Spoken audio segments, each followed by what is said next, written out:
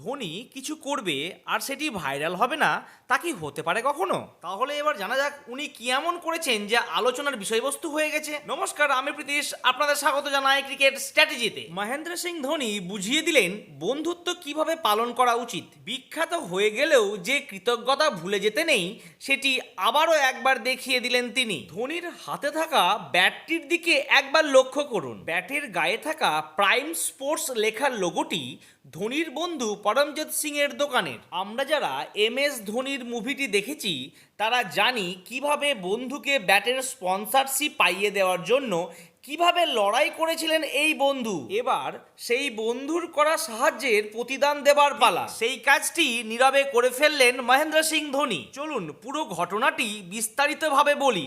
তার আগে যদি ভিডিওটি ভালো লাগে তো লাইক করুন, চ্যানেলটি সাবস্ক্রাইব করুন আর অল নোটিফিকেশন দিতে মোটেই ভুলবেন না। আর কিছুদিন পরেই শুরুতে চলেছে IPL 2024। বাতাসে গুঞ্জন ভেসে বেড়াচ্ছে এবারই হয়তো শেষবারের মতো CSKর ক্যাপ্টেন হিসেবে মাঠে নামবেন 42 বছর বয়সী মহেন্দ্র সিং ধোনি।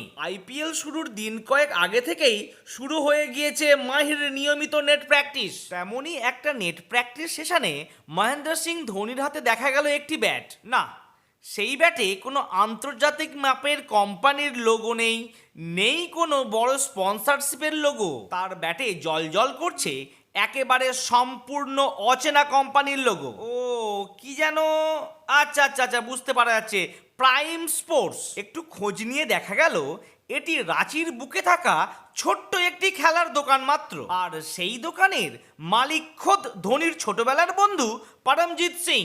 তিনি ধোনির এই কাণ্ড দেখে কি বলছেন শুনুন একবার। बहुत प्राउड फील हो रहा है हमको MSG से।